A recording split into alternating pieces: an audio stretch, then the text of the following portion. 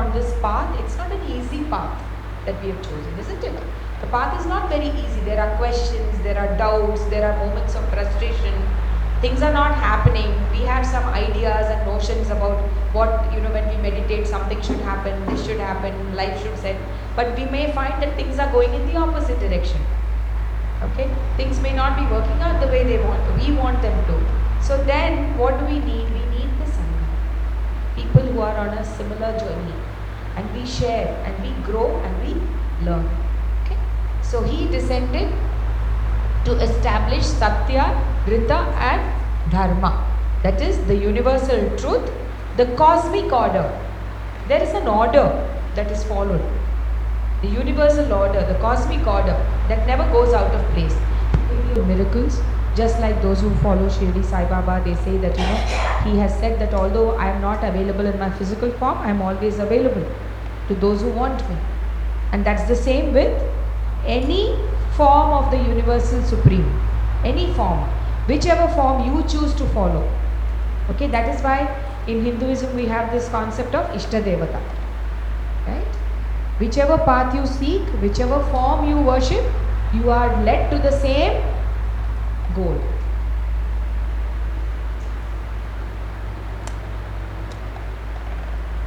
Okay, so he was the son of Atri. You have heard of Atri Maharishi, right?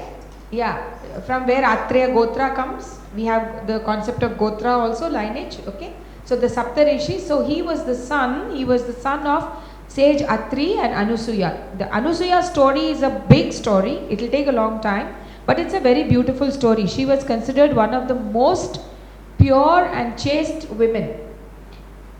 So much so, and her devotion to her husband was so much, and she herself was an enlightened being.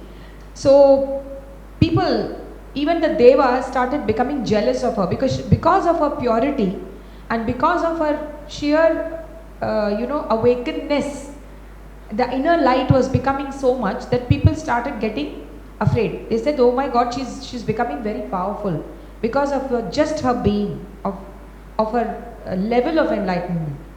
And so they went and approached Brahma, Vishnu and Maheshwara, and they said that do something about this. She's becoming too much of a being of light. Okay, so there was jealousy. In that level also that was there. If someone is progressing, we always want to compare. Dr. Newton always says, "Oh, someone's been meditating for 25 years, I'm doing it only for 1 year." Okay, so this is there, and this is there at all levels. It's not here at this level.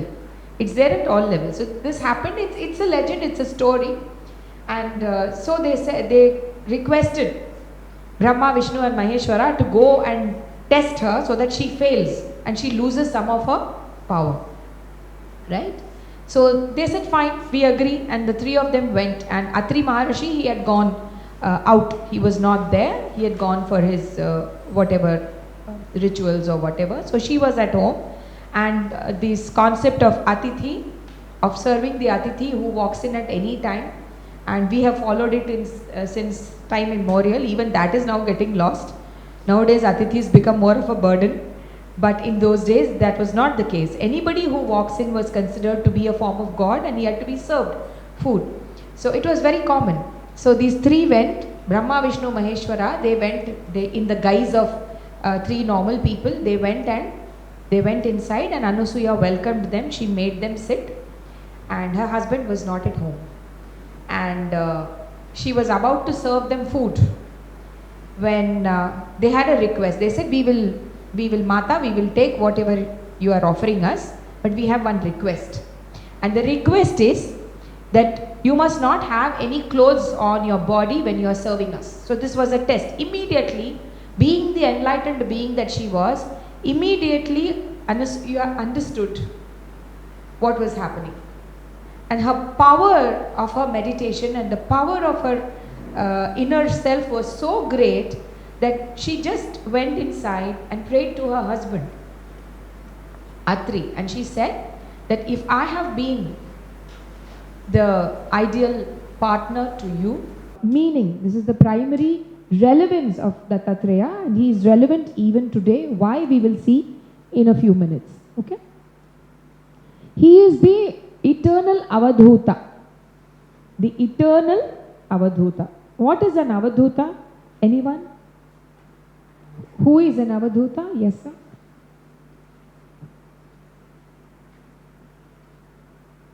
He's a God sent by God, God's messenger. Okay, God's messenger, yes.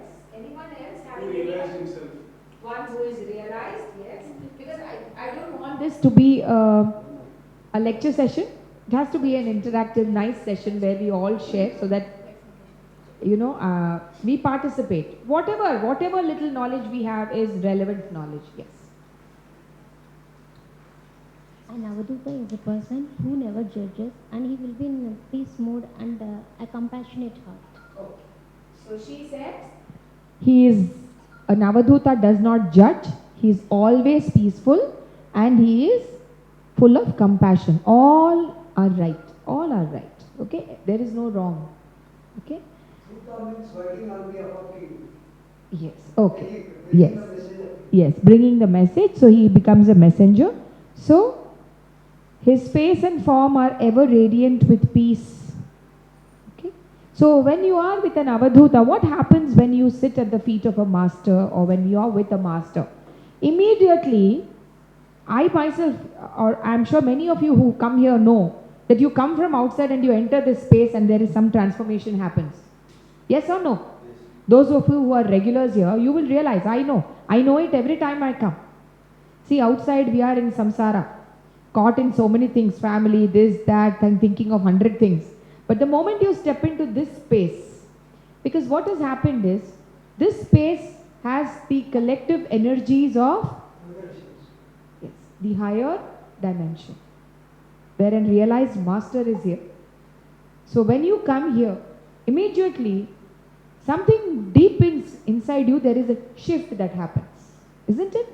So with an Avadhuta also, the same has happened with millions of masters. It happened with Swami Ramdas, it happened with Ramakrishna Paramahamsa, it happened with the greatest, it happened with Yogananda, it happened with Swami Muktananda.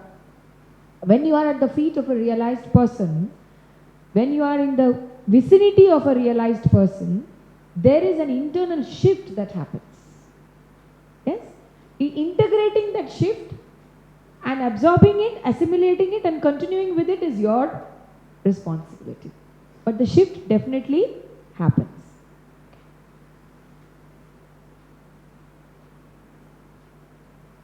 So very quickly, the cow represents Mother Earth. There are many stories related to the different symbolisms also. I am not going into that in detail, but the cow, it is said that Mother Earth took shelter with Dattatreya in the form of a cow. Okay? So cow is always considered sacred. And Mother Earth, that's what she symbolizes. Wish fulfilling cow, Kamadhenu.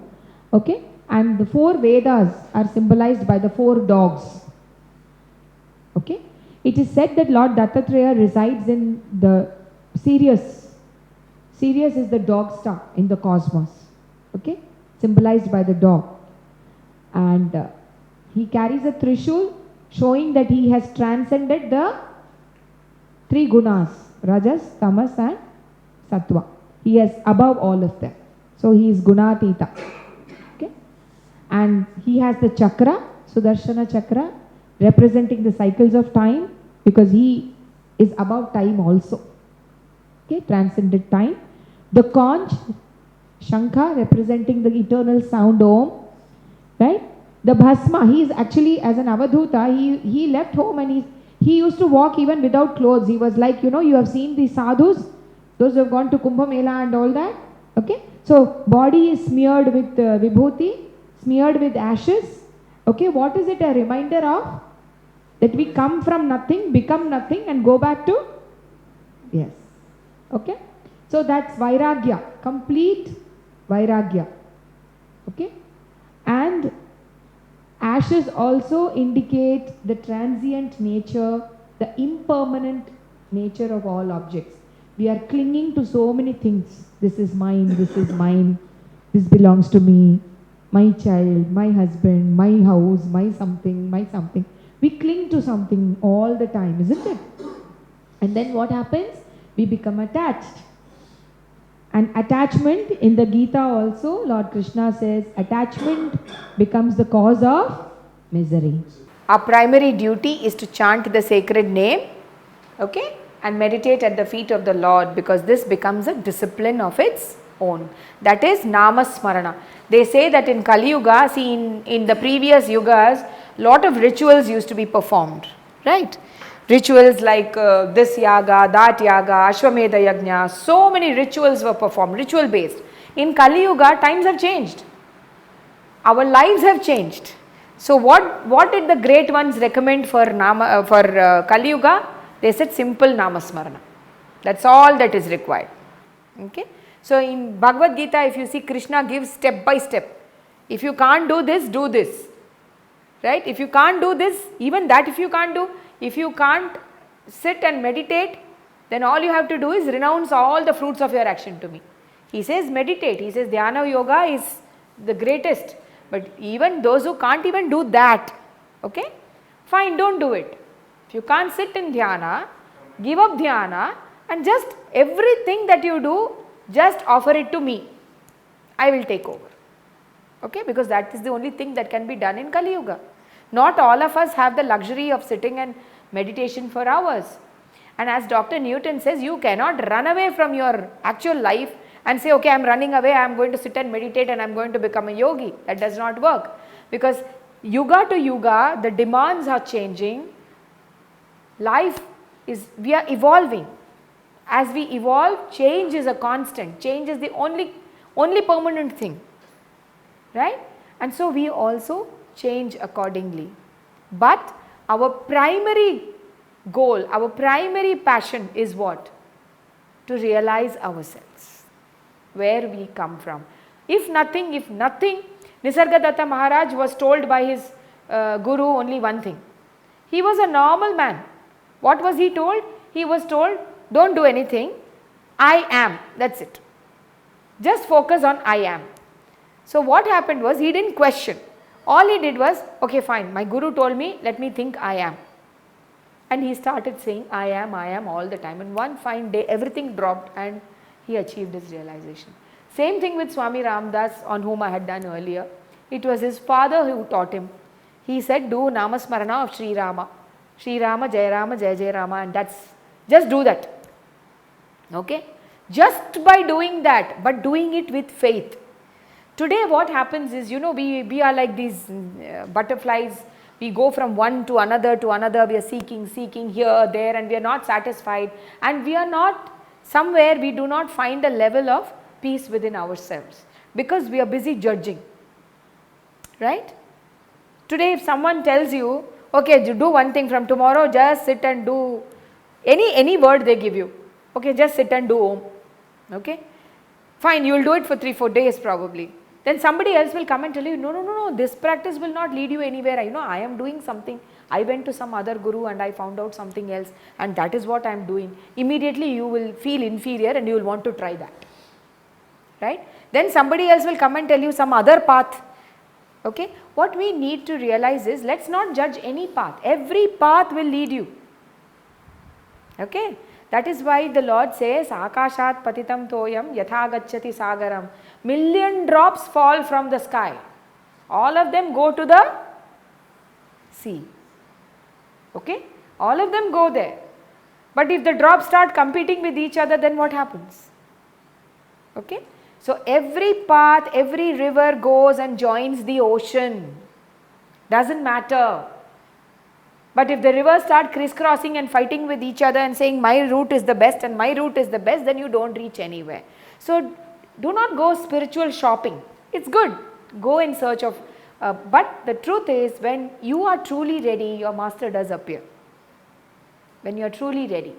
So all these great ones, this has been my own little research which I have done, that people, they were all simple people, leading simple. They were not, see, when we say guru or when we say somebody, we have these grand ideas in mind. But everybody is a guru. You are all my gurus in many ways, because you've given me this opportunity here. We are all gurus to each other. Everything, even the non-living thing teaches us something. Only thing is, we have to be open to that. Open and receptive.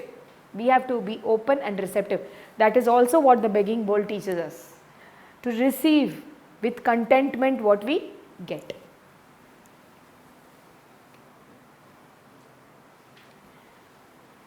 So he left home at a very, very young age and he was roaming, as Sir said, Gujarat, Maharashtra, Karnataka, okay, all over. And it is believed that it is in Gangapura that he has attained his enlightenment, and it is also said that his footprints can be seen. It is still there, which personally I do not know.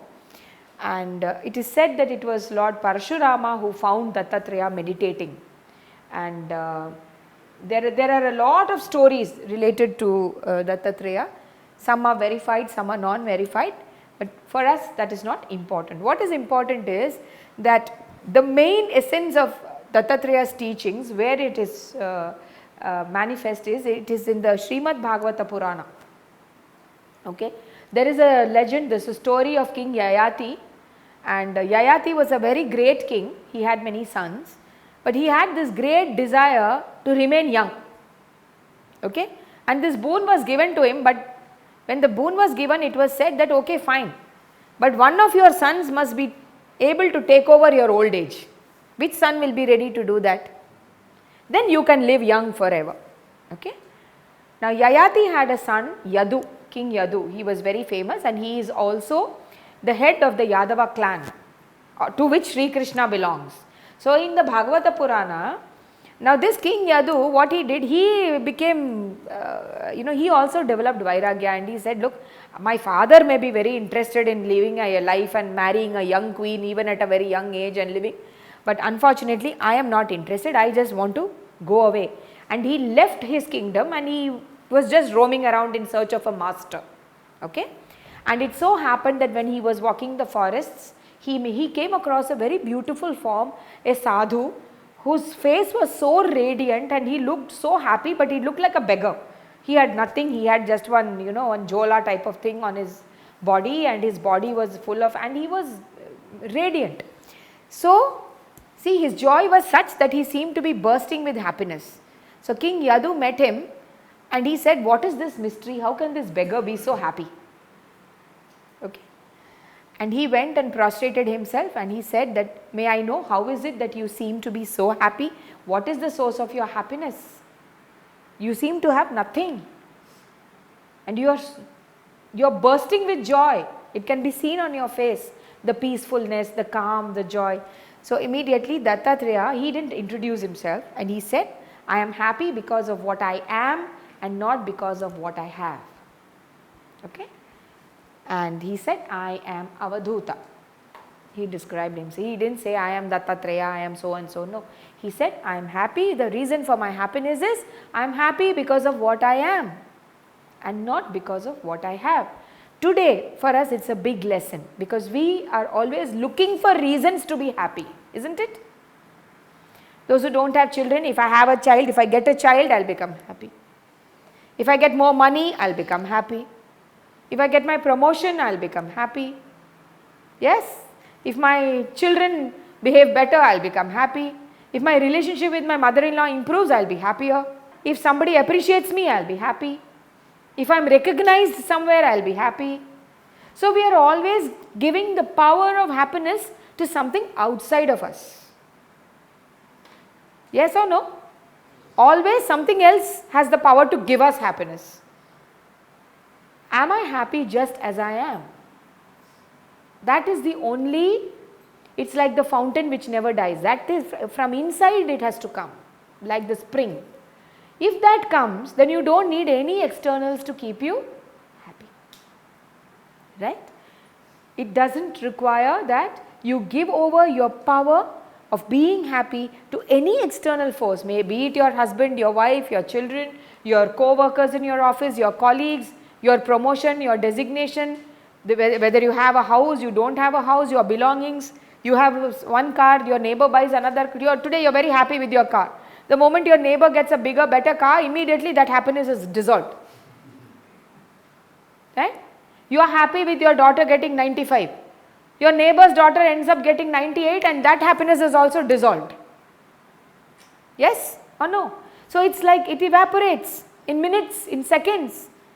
You say I'm happy, this moment you say I'm very happy, you know, oh something has happened, something very good has happened, my son has achieved something, I have achieved something, and then within minutes it's so impermanent. So what can give us that permanent happiness is only deep insight, right?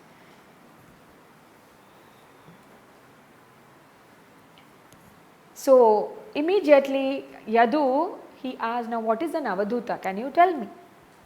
So Avadhuta is, he replies, Aksharatva, that which is imperishable. Akshara, that which will not perish at all, that which has no death, it is so permanent. And Varenyatva, that is the most desirable state. Okay? Varenyam means desiring excellence. So par excellence. So these two words describe an Avadhuta. Okay? They are the form and they are the essence of an Avadhuta. Okay? One who has cut himself off from all things that are impermanent. One who has shaken off avidya, that is ignorance. Okay? And lives in the bliss of his own Atman. So one who has achieved Atma Sakshatkara, okay, he lives in permanent bliss, he is not bothered by his surroundings. So Yadu says, I also wish to become like you. I am unhappy. I am not happy. I have left my kingdom. My father is running behind sense pleasures.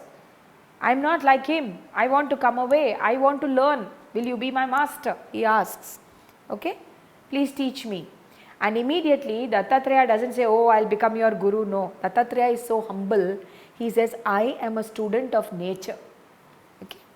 I am a student of nature.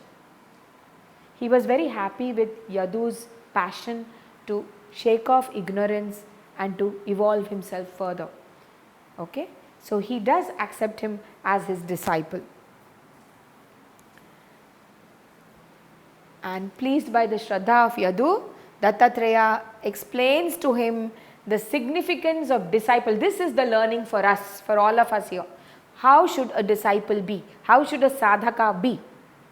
Okay? And proceeded to give him instances when he himself, Datta himself, had learned from no less than 24 gurus. 24 is very less, actually there are many sub-gurus also, because for Dattatreya, and which is why it is so relevant to us today here at this very moment, is that for Dattatreya, everything around him was a guru. Everything around him was a guru. So he says life itself is a guru to the one who is a true sadhaka, to the one who is a true disciple. He doesn't say, oh, I am a disciple of this master. No. For him, life itself is a guru. From every moment, everything around you, every person around you, you learn. So that is how receptive you should be. Immediately what happens when you open up to life? What happens when you open up to life? Life will be abundantly rewarding you with all that you need in your journey. Unknowingly to us, we are closed to life itself. All of us. We deny certain forms of life because they don't make us happy. Okay? Because we are living in the dual plane.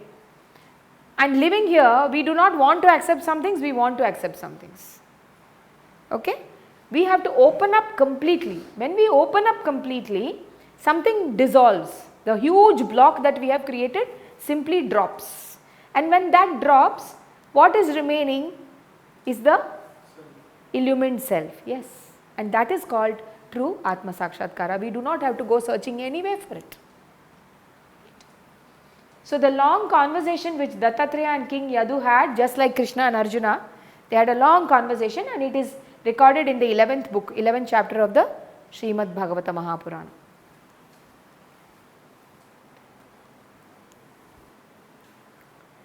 So, see, discipleship is receptivity, flexibility of the mind, the capacity to renounce concept, alter concept, Experience after experience. That is why I said in the beginning, we are here to learn, unlearn, relearn. Every day in our lives, we should be constantly aware. That is why we say be aware of your thoughts. All the time, we hold certain concepts. Then what happens is we put cement. Oh, this is how it should be. This is it. This is right. It's not. Because life is flowing. It's a flow. Right? So we must be willing to alter our concepts. A new experience teaches us something new. If we are stuck with the old, how will we even move on? How will we progress?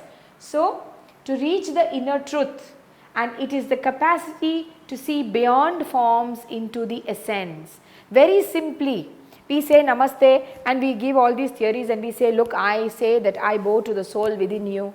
But we are so engrossed with the forms, right? It is very easy to say, let us see the divinity in each one of us.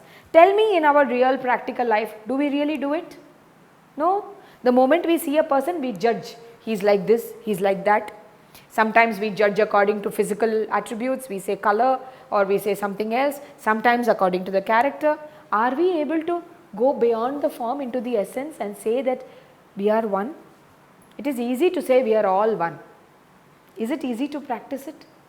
No, it is not easy. We are caught in differences.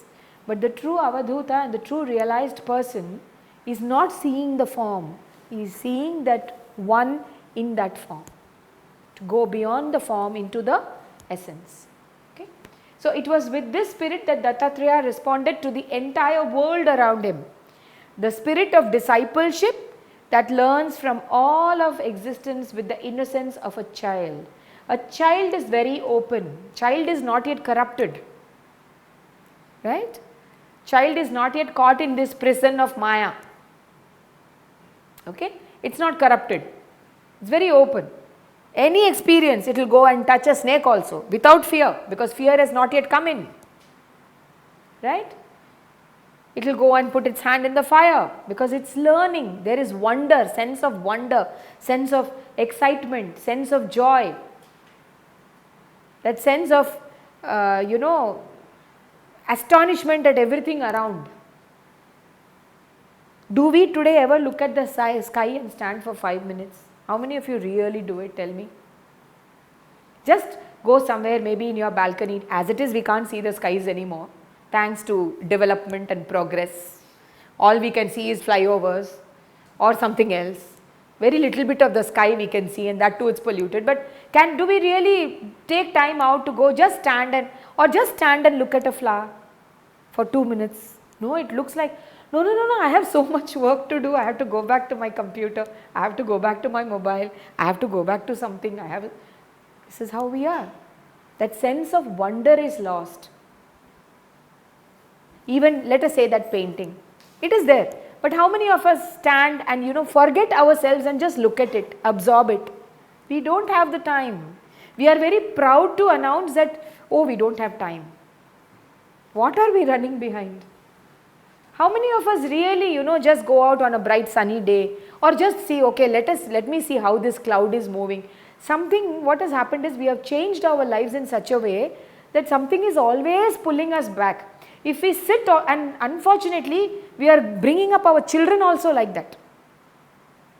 Do you see children? They like to just sit. But what will the mother or father do? Hey, you're wasting time.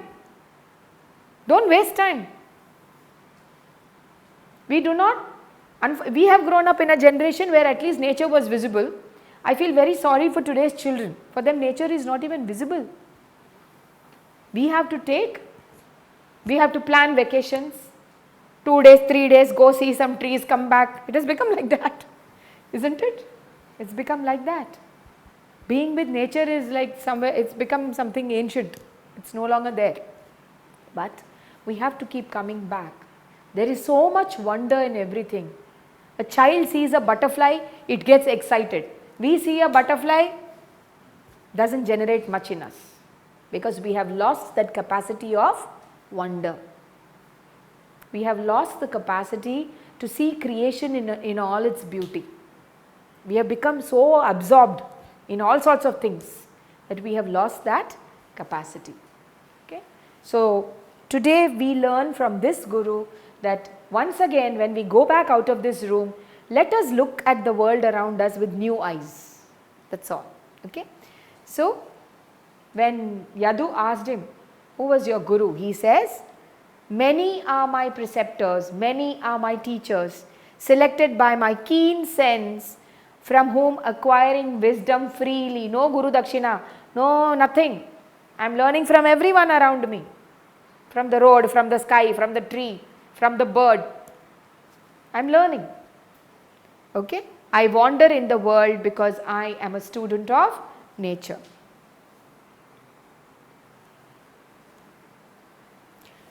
So, Mother Earth was Datta's first teacher. Okay? And what did he learn? What do we say? We have shlokas, no? We say Kshamaya Dharitri. Kshama. Tolerance. What do we do to Mother Earth? We treat her so badly. Don't we? We have burdened her generation after generation after generation, thousands of years. But not once has Mother Earth protested. Isn't it? So, he says, with immense tenderness, she holds the world in her lap. Unmindful of the assaults, she has great compassion, Mother Earth. Okay, and Mother Earth is my first Guru, and she taught me, even those who trample me or scratch me, hurt me, I have to hold them lovingly in my heart. She taught me to give them my best, remembering that their acts are also natural and normal from their standpoint. If someone chooses to hurt me, it's fine, it's all right. I need to tell myself that, because from their side maybe they are right. In olden times, I remember when I was a child also, my grandmother taught me that you wake up in the morning and the first thing we do is touch the floor. Not many of us do it now. Thanking Mother Earth, because we are standing and trampling on her. And thanks to her we are living. So this was the lesson. Mother Earth was his very first Guru, the strength to bear burdens and the quality of forgiveness and unselfishness, which a mother also has. No one but a mother can have that quality, the strength to bear as many burdens. Whatever a child does to her, she will take it. She will forgive. She will be compassionate and she will be tolerant. Right? And the next Guru, the air or the wind, a symbol of aliveness. So beautiful, we can't see air, we breathe, we cannot live without it. But air, see, the quality of air is, it is all around but it is untouched by anything. Uncontaminated, right? Carrying fragrance but not being the fragrance is very deep tattva. It is because of the air that we can smell a fragrance, no? We can smell anything because of the air. But is the air that fragrance? No, it is not. So the air has the beautiful capacity to carry with it, but yet remain detached from what it carries. Right? Pure consciousness present in all manifestation, but not being affected by the movements or changes within it. So the wind moves unceasingly, touching flowers and thorns alike. The wind does not discriminate. It does not say, I will flow in Gujarat, I will not flow in Antarctica. Right? It does not say, oh, roses are very beautiful, I will flow here. Here it's very ugly, there is garbage, so I will not flow there. Non-discrimination. It is all pervasive. But it does not stick to any one thing. Okay? So it's a flow. Right? So like the wind, my goal is to provide freshness and life to all without being attached. That is the essence of a true yogi. Anyone who comes to me is refreshed and nourished and given life and given awakening, but I do not become attached to that. Space or Akasha, same quality. The Atma resides in the body, but it is not the body. We tell ourselves, no, I am not this body. I am not this mind. What am I? I am the soul. Okay, this body is a vehicle. So it seems limited. When we are in this body, we seem limited, no? But is the truth limitation? Are we truly limited? We are not. We are limited only as long as we identify ourselves with the body. But the Atman is not limited. It is huge, endless, infinite. So the sky was his third guru. The self is like the sky. It is vast. It cannot be seen. It holds everything, but is again totally limited. The clouds float in the Akasha, but the Akasha catches hold of the clouds and keeps it to itself? No. The Akasha just exists. Nothing belongs to it. It does not belong anywhere. It just is. That is why when we refer to the Supreme, we say all that is. That's all. There are no words to describe it. Right? So, this all pervading and all embracing space is my Guru. Space has room for the sun, the moon, the stars, the clouds, everything, and yet it remains untouched and unconfined. So, I too must have a room for all the diversities, but remain unaffected by all of them. All visible and invisible objects have their rightful place within me, but they have no power to, that last line is very important. No power to confine my consciousness. I myself am limitless. Nothing has the power to confine me. Everything is there, everything around me, I accept it. Visible objects, invisible objects, that which I can see, that which I cannot see, that which I can feel, that which I cannot feel, everything is there. But I am situated in this knowledge that I am not any of this. I am beyond and above all of this. That is what the Akasha or sky taught Datta. Water. What are the qualities of water? What are the qualities? Give me 2-3 qualities of water. Yes. It flows, it takes the, so flexibility. Yes, it quenches thirst, so it nourishes, right? It takes the shape of the Yes, container. it can take the shape of a container. Okay, same like air. Okay, so simple organisms also which can not live without air, can live without air, can't live without water. Water is absolutely necessary, and it nourishes the soil. It has great flexibility, but it also has great stability, right? It cleanses, purifies, nourishes and refreshes. And so to Datta it was symbolic of the compassion of a yogi. How must a guru be? How must a disciple be? This is what Datta is teaching us. So what did Datta learn? As a yogi, what should I be? I should be like the water, right? Containing life, containing purity and having the ability to provide nourishment to whoever comes to me. Nourishment, what nourishment? Not food and water. Spiritual nourishment, right? Water flows unceasingly, it does not discriminate, and it taught me the virtue that a true yogi should have.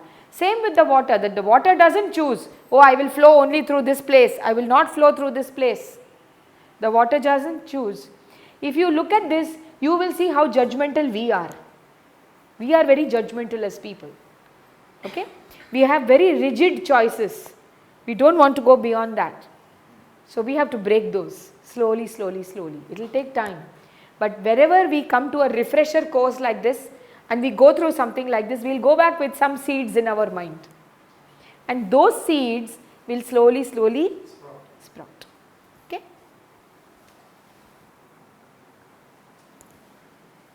Fire. Fire also has a beautiful quality. Purifies everything. Yes, purifies everything. In that flame, okay, and it brings everything to its essence. And what is that essence? Ashes.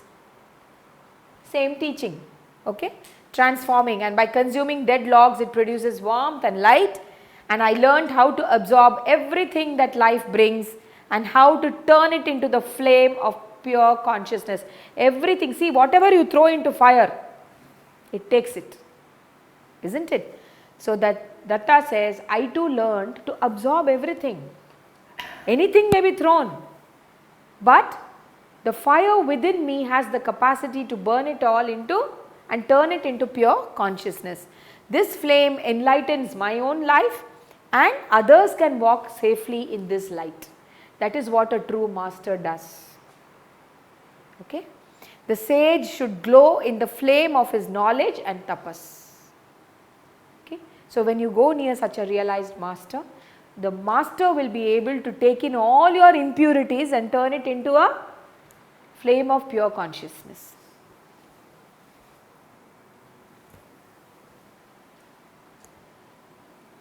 The moon, very quickly, we do not even need to go into the writing. See what are the qualities of the moon. The moon as we know it, will change from nowhere to constantly changing. Okay? Constantly changing, waxing, waning. But is it really the true nature of the moon? The moon is there only. There is no change in the moon. It is because of the shadows cast upon it as we rotate, as the earth rotates, that it is seen like that to us. There is actually no waxing and waning that happens, right? Intrinsically nothing changes. The essence of the moon is there all the time. So I learned that waxing and waning, rising and falling, pleasure and pain, loss and gain, these are all simply phases of life. Whenever you see the moon, remind yourself, ups and downs, they are just phases of life. I need not get attached to any phase. I am stable, stability. Okay? So the Atman is always perfect and changeless. It is only the upadhis or the limitations that cast temporary shadows upon it. Right? When there is a full moon, you know that within 15 days there is going to be a change. But when there is a black Amavasya night, you also know that it is going to go back to the full radiance. So you know that it is temporary. And you know that that is not the nature of the moon. The moon exists. It is changeless. Isn't it? And that is how we should also deal with what life throws at us. We should know that this too shall pass. This one line we should keep in our mind always. This too shall pass. This too shall pass. Yes. Nothing is permanent.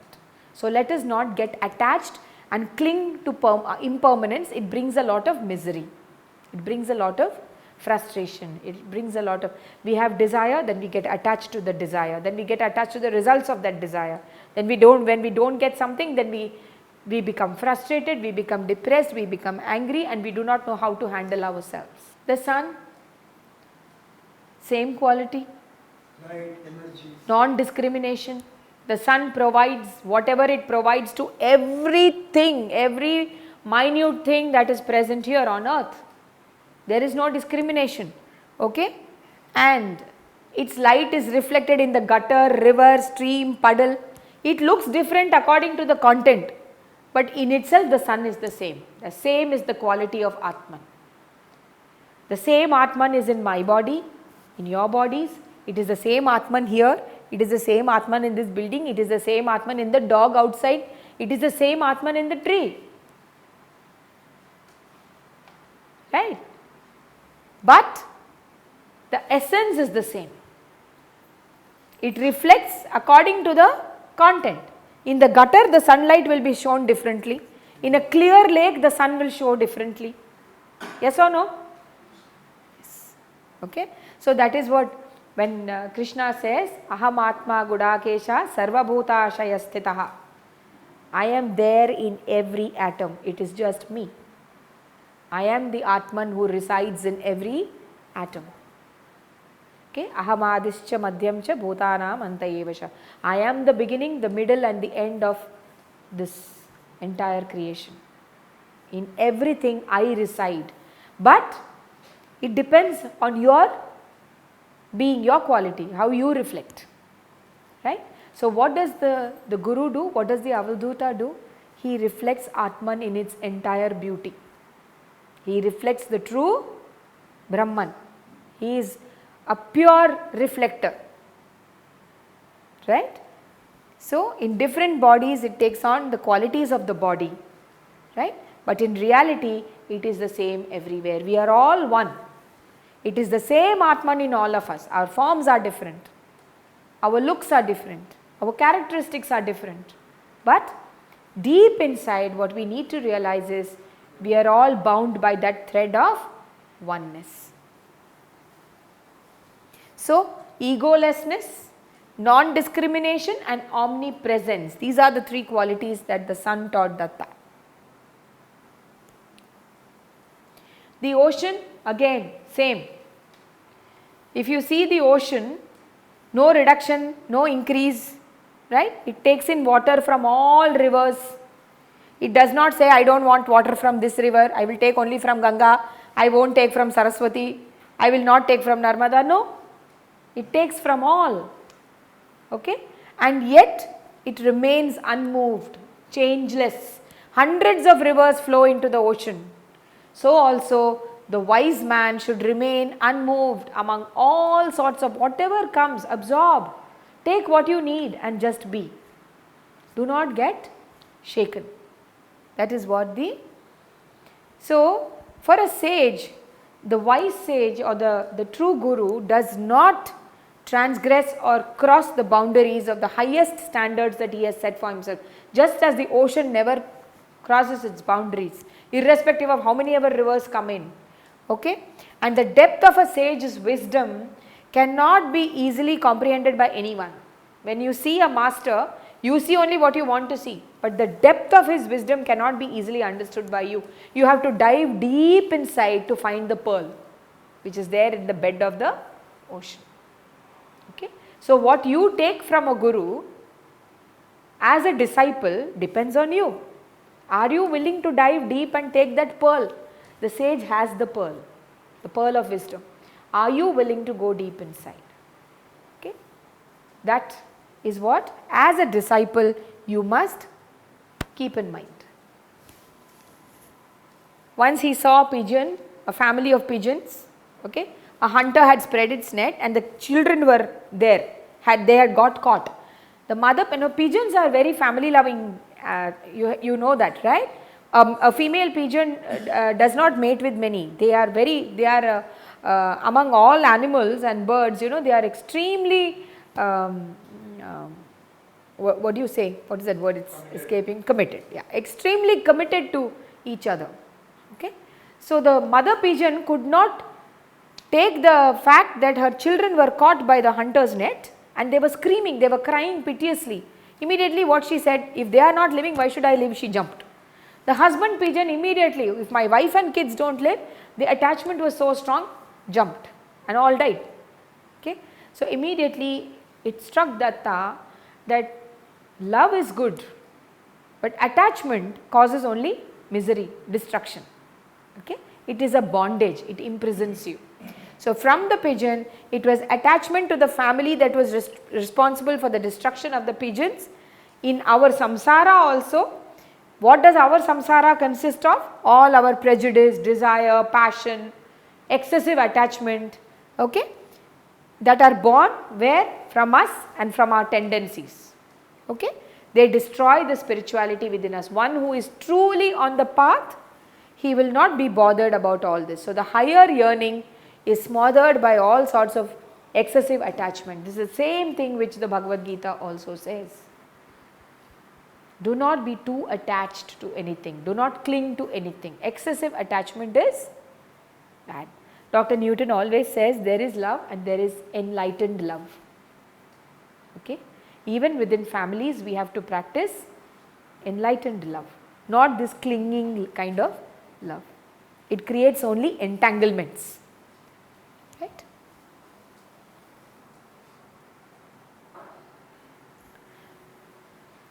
Those of us who know about a python, we know that python is basically, it does not really go out in search of food and all that. It just stays there. If it gets something, it swallows, and for the next few months it does not eat anything, because one whole human also it can swallow. Okay? But look at Datta's discipleship. What he learned from the python was that surrender and contentment. Once I get what I want, I don't have to do anything much. I don't have to go around seeking. My desire is not fired. I've got what I wanted, I'm content. That is what he took from the python. His view was like that. And he said, he catches and eats its prey and then doesn't hunt for a long time. So there is no greed. Greed is not there. We are greedy. We get something, we want more of it. Right? Even simple activity like eating, you just see, do we really eat just what we want, or do we go beyond that? We go beyond it. We do not feed the body just what it wants. Actually, the body wants very little. But we have crossed those boundaries long ago, and we just want to stuff ourselves, whether we need it or not. That is with literal food, but here it's not the literal meaning. What he is saying is, just stay contented with what you have. When you need, take. When you don't need, don't take. That's what he learnt. Okay? Once my need is met, then I need not make myself miserable running after the objects of my desire. The python doesn't run after prey. Oh, I have just now eaten a deer, let me go and catch hold of that buffalo also and eat it. No, it doesn't do that. No. Right? So, there is a difference between need and want. Economics teaches us that. What is a need and what is a want? Right? One is basic, yes, basic survival, what you need for basic survival. Of course, if you have to make the journey, you need this body. Without this body, you can't do. You have to take care of your body. But then, being attached to it and doing more than what it needs is becomes a want. Then it becomes a greed. Right? The moth, what does it, when it sees fire, when it sees light, it just goes. Because it's unable to control its indriyas. It just goes and falls because it's infatuated by the fire. So what does a moth do? Lack of judgment is not there. It just goes because it's passionate. That is what passion can make us do. Right? A passionate man who fails to control his senses is unable to fix the mind on the self. That is why when we pray to any god, any shlokas that we chant anywhere, the prayer is always help us to control our indriyas, all our organs, sense organs. What does the tortoise do? It's able to withdraw everything. It withdraws everything under its shell. Right? All the sense organs that make us run behind different things. It could be greed, it could be lust, it could be passion, it could be anything. It could be anger, it could be anything. But for the firefly, when Datta observed it, immediately what flashed in his mind, what can I learn from this? It is blindly going just because it's infatuated with that fire, it goes and it destroys itself because of its uncontrolled passion.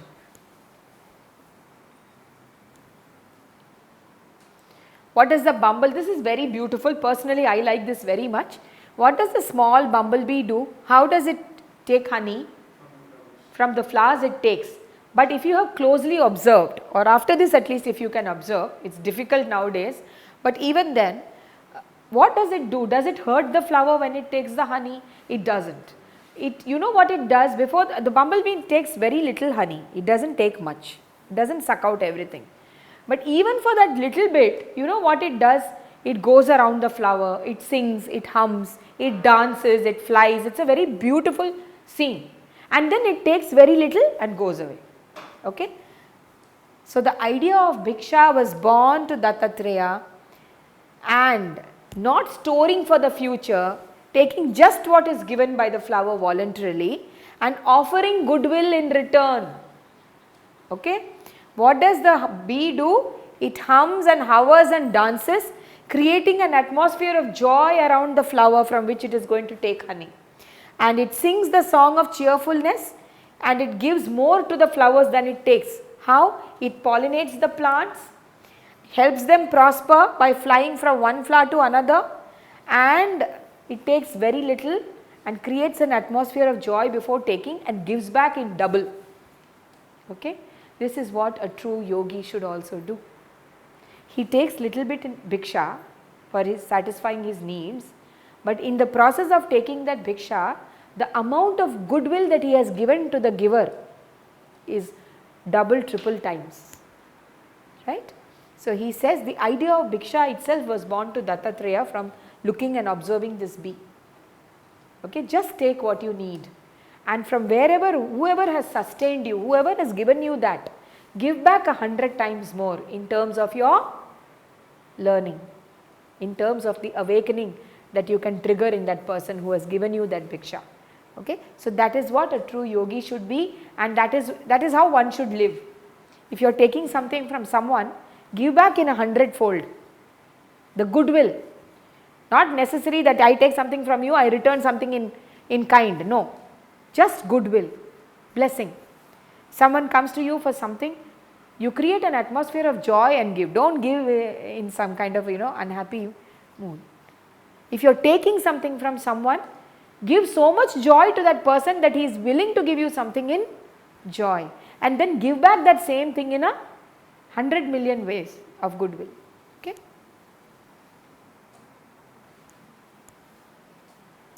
The elephant, same thing with an elephant, like the moth. Okay, the elephant, lust creates destruction for the elephant. They try to trap the elephant by creating a statue or whatever of a female elephant far away, and seeing the female elephant, this elephant comes and falls into the trap. Right?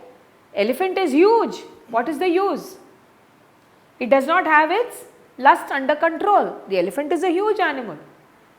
So it is not the physical form. When one has a great passion for the highest truth, one should not be deluded by the distractions of sensual desires. You should be able to rise above that. Otherwise, everywhere Maya sets a trap for you. That is Maya, that is Leela. There are traps. But if you are truly focused, Ekagrata is there, one pointed goal is there, you will not go and fall into these traps.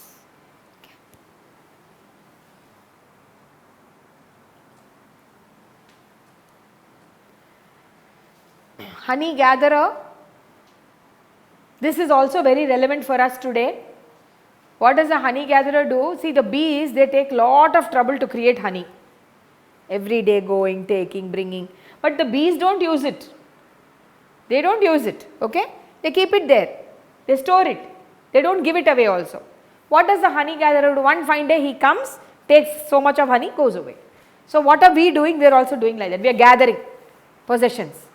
And everywhere we are storing. We have to buy this and keep going, this much gold, this much silver, this much money, this much thing, how much in the bank, how much in the locker. I am keeping, storing. One fine day somebody else comes and enjoys them. Okay? Because we are so busy gathering possessions that we forget to live life to its fullest. Someday we are storing. One fine day, actually the extension of this is that Yama can appear any day. He does not come by ringing the bell and saying, okay, I am going to come tomorrow. Any fine day he comes. And all this rubbish that you have gathered, who uses it? The honey gatherer will come and use it. Okay? So instead of that, instead of running behind materialistic possessions, what you do is live life in the present moment. That's it. Live mindfully, live life in the present moment. The deer is very sharp. Its sense of hearing is also very sharp. The lessons from all these beings of nature are almost all the same. The deer does not get distracted by anything, but one thing can distract it, and that is music. Okay?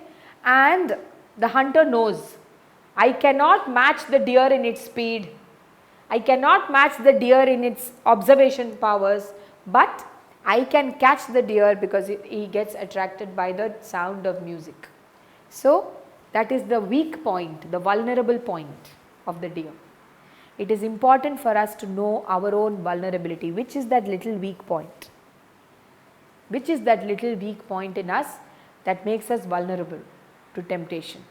Okay? And we have to strive to overcome that. Right? So ekagrata or one-pointedness is lost because any vulnerability in you becomes a weakness on the spiritual path. You may have a lot of strengths, you may have some wonderful qualities, but they say no chink in the armor, one somewhere something. That's how Krishna was killed. That was a physical attribute. On his heel, they said it's on his heel that the arrow should go. That's the only place where he will be able to give up his mortal life. Okay? For Ravana it was the Nabhi. So Rama was taught that when you aim the arrow at Ravana, anywhere else nothing will happen to him, but in the Nabhi his life force is there and you can kill him there. Same was with Duryodhana. So everywhere. So some vulnerability will be there in all of us. Let us seek that vulnerability and try to transcend that, so that we stay on the journey and move ahead on the journey.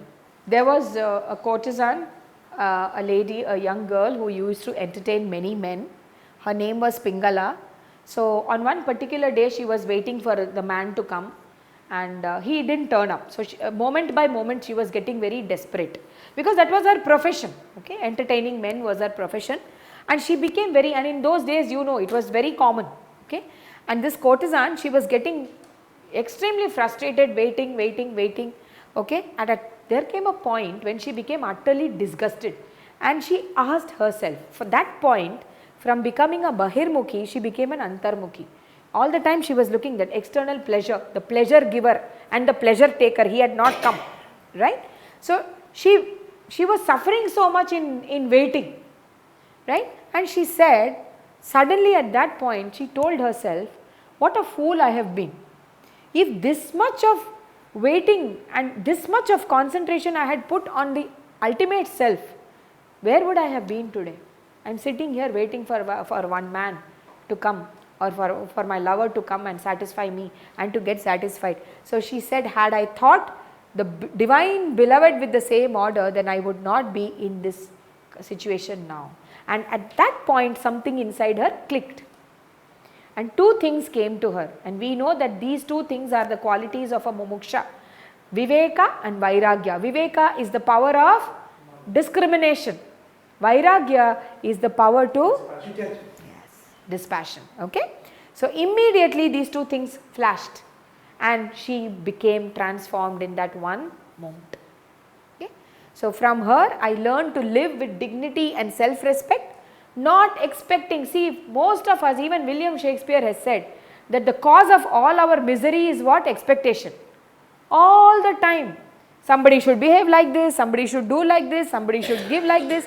All the time we are expecting, from morning when we wake up to the night when we go to bed, we are living and creating a net of expectations around us. Every time the expectation is not met, we suffer what this girl suffered. Isn't it? Misery, frustration, disappointment, anger, all sorts of things. Because why? Because that expectation was not met. Right? If you can cross that, immediately what happens? You cut yourself, your ties from those things are cut. And the power to discriminate comes. The moment viveka comes, vairagya follows. Right? So, to soar high with the twin wings of viveka and vairagya. The little child which is feeding with the mother, if you have seen little children, as I spoke earlier, they are totally free from all this pride, anger, lust, greed, envy, judgment, competition. We are only instilling in them. When a child goes to school, child goes with wonder. Immediately what does the mother say? Oh, how many marks did that little boy get in class 1? 6-year-old boy, the mother is comparing. What are we instilling in the child? We are instilling the seeds of competition, of envy, jealousy. We are only doing it. Okay? By nature, the child doesn't have any of this. Right?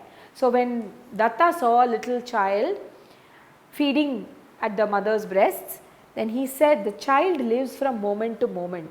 He is not worried about the future. He is not anxious about his past. This moment is all that matters to the child. After the child has taken the milk, the mother cannot force the milk anymore into the child. It will not take it, like the python. He is happy, he is contented, he smiles and he is finished. The mother can't say sit for half an hour more and have the milk. No, it will not happen. Okay? And an infant is so playful and so joyful because the infant is not caught in the past or in the future. The infant lives life moment to moment. Okay? So mindfulness, contentment and guileless joy. There is no cunningness, no shrewdness, there is no guile. Absolute transparency in the child. Okay? This is what Datta learnt from the infant. Young maiden, this is also very beautiful little story. There was a young girl, her parents had, they were searching for a groom for her. The parents had gone out and unexpected visitors came. And true to tradition, the unexpected guest is always treated as an atithi. So she made them to sit and went inside to prepare. So she had gajlu, glass bangles, so she was pounding the rice and the glass bangles were making a lot of noise. One by one she broke them so that the noise would not disturb her guests and that the guests would sit peacefully, until she had just one on each, which would not make that clanging noise. When these two made a noise, she broke one so that she had just one. So Datta, from this something flashed and he said, what I need to understand from this is, too much is always a problem. When I, as a yogi, I have to tread the spiritual path, I have to get used to my own solitude. I have to learn from my solitude. One should walk alone on the spiritual path. Even one companion may create mental noise and it will prevent me from moving towards the goal. Too much chattering, internal chattering, external chattering. It prevents you from focusing on your goal. We have a lot of internal chatter, no? That's why we meditate, to slowly bring down the internal chatter. Same with external chatter, right? So let us reduce that slowly. A true yogi needs to be on the path of solitude to reach his final destination.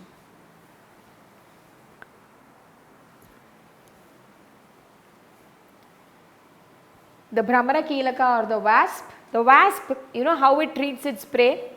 It takes the prey and keeps every few minutes it will sting it will create so much fear in the prey that the prey becomes one pointed in its concentration, and after some time the prey itself becomes like the wasp.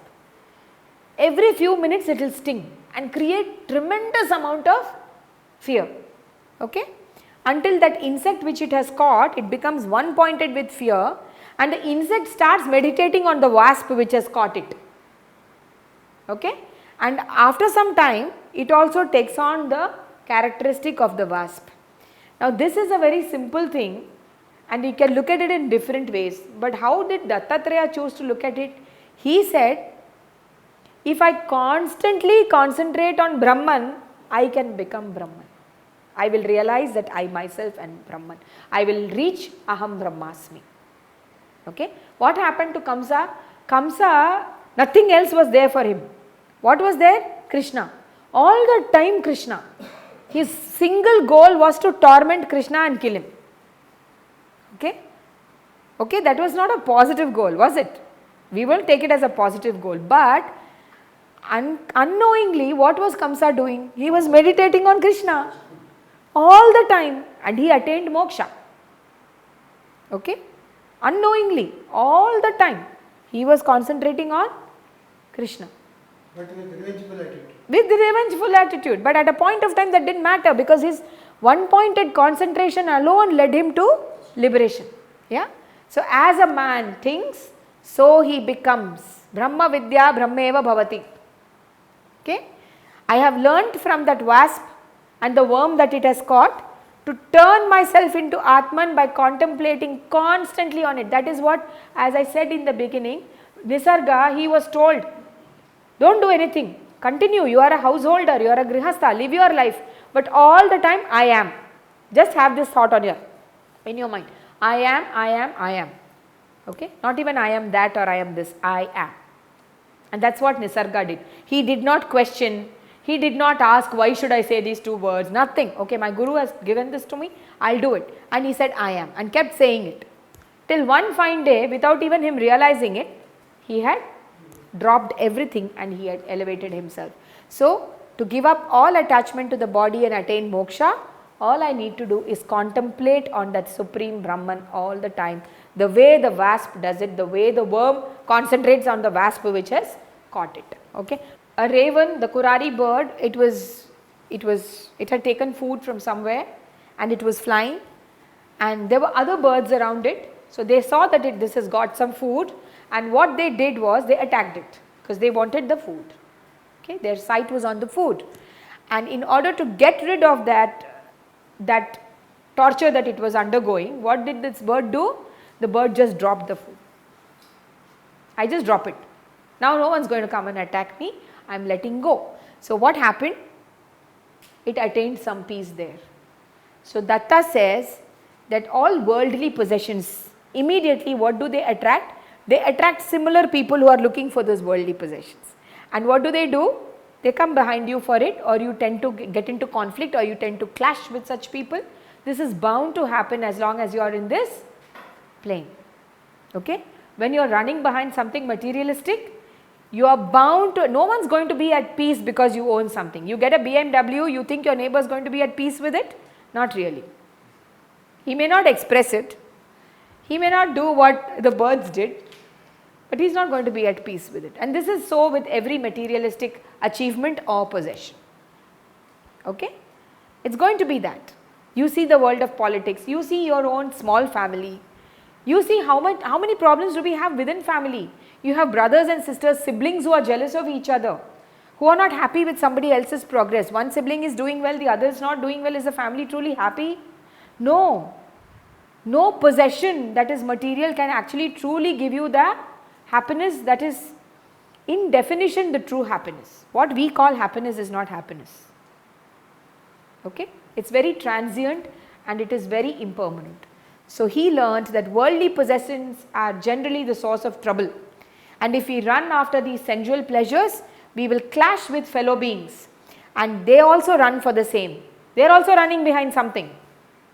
So you can't be at peace and neither can they. And you have to face misery and strife. So try and live simply. Conquer your craving. See, desire is one thing. Desire soon leads to craving. And craving leads to entanglement. Right? So one becomes as happy and relieved only on abandoning sensual pleasure. Try as much to bring down your craving for sense pleasures. It is what he said, whether it is food, whether it is your physical craving, whatever it is, your sense pleasures need to take a back seat when you are on the journey.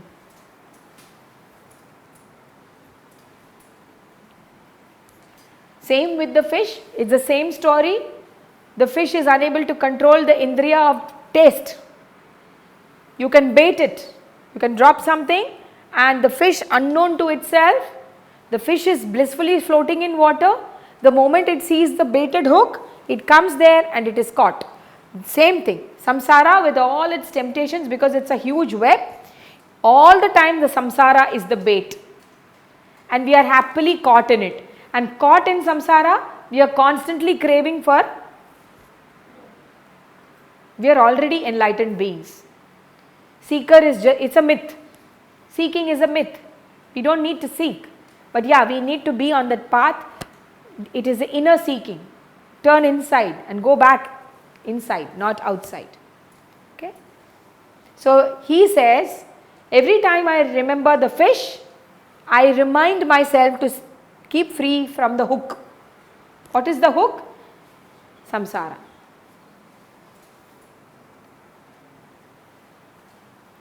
Snake, again typically for an avadhuta, typically for a sannyasi, the snake does not have a home of its own.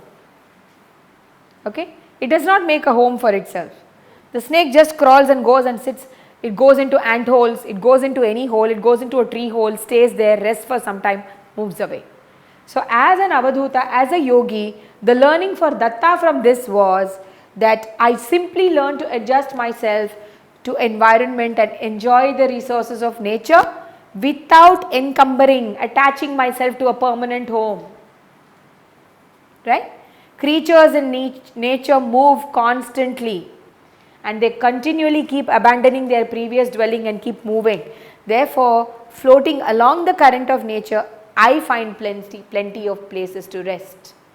Once I am rested, I move on without attaching myself to any particular place. This is how the snake became a guru to Datta, because he travelled the world, he travelled all across India, right? So for him there was no permanence in any place, my house, my four walls, nothing like that.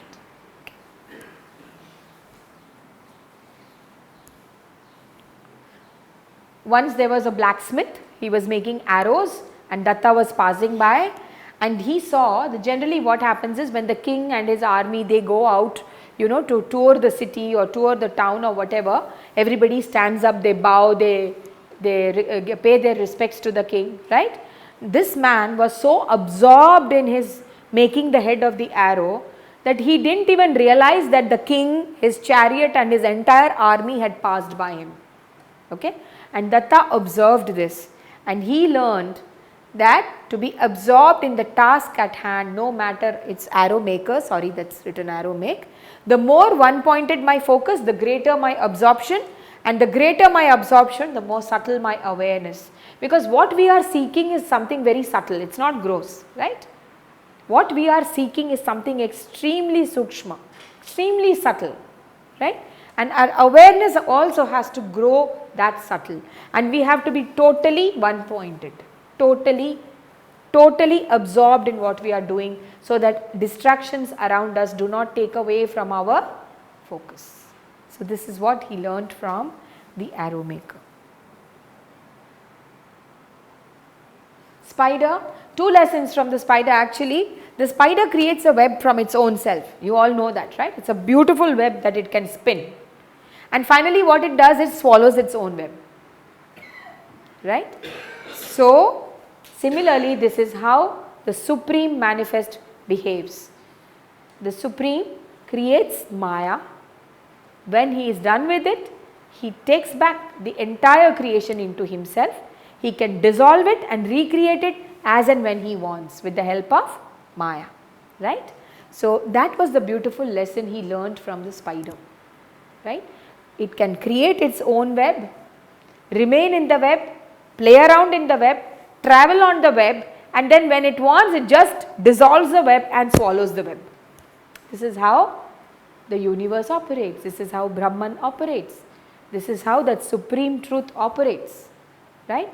We call it Leela. Okay, the instrument is Maya. This web that we are living in, this web of samsara is nothing but Maya. We are Leela, we are all part of the Leela of the Supreme, right?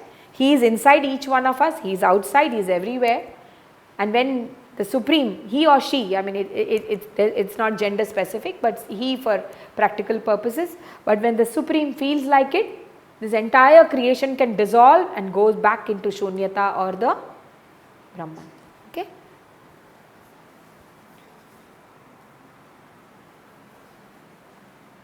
So we are done with the 24 gurus. There were many sub-gurus also, trees and all that, but that will take a whole day, right? So the story of this 24 gurus has a lot of significance for us as disciples and seekers. It also has significance for us from the standpoint of what Gurutvam really means. What is Gurutvam, right? So with each of his gurus, did Datta undergo any kind of training, lecture? Did the spider lecture to him? Did the ocean lecture to him? Was there an intellectual conversation? No, it was just absorption from observation, right?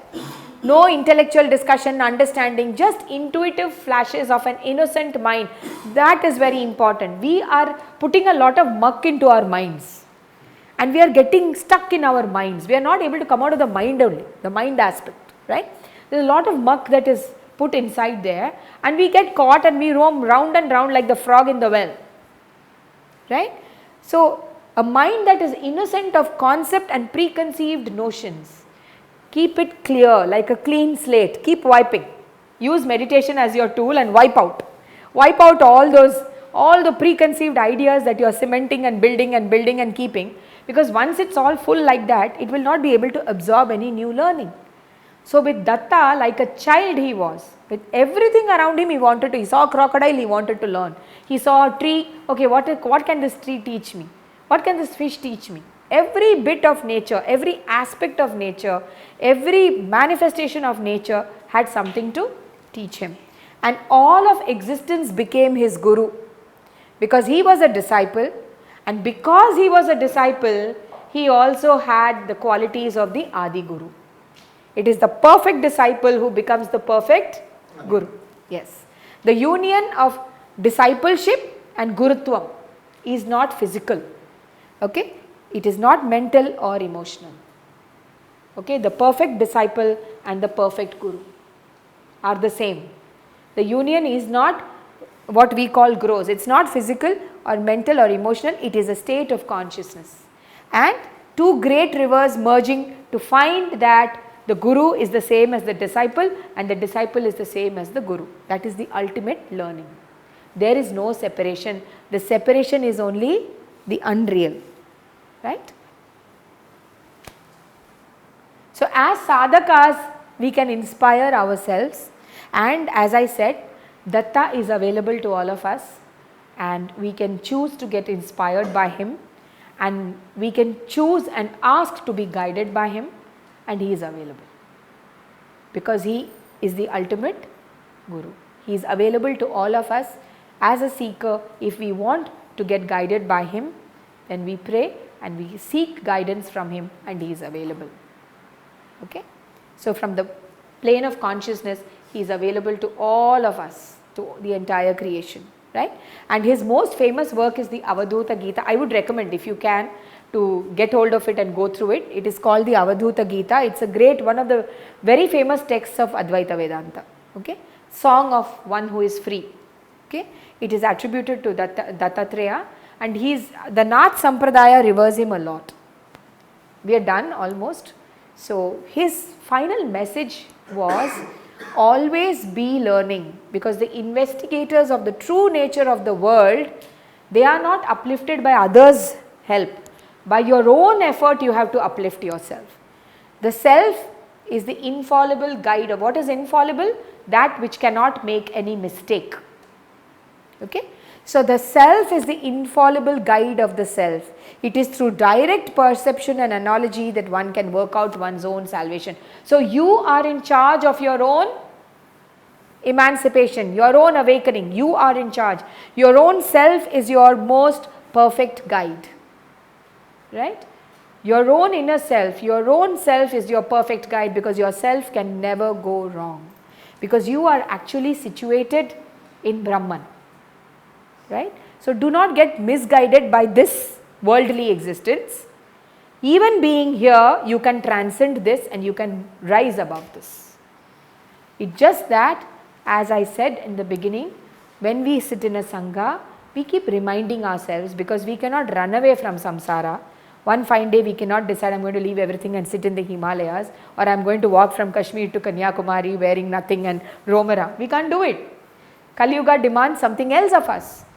So, such small sessions, when we have them, they are gentle reminders to us of who we really are.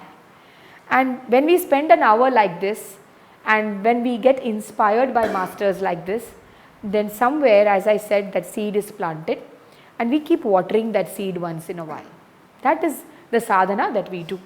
The swadhyaya, the meditation, the little bit that we do every day, we keep watering that seed so that it will sprout and become the beautiful tree of knowledge. Okay. Thank you very much. I think you gave me a very patient hearing today. Hello friends, PMC Online ni subscribe చేసుకోండి. సరికొత్త updates కోసం bell button ని నొక్కండి.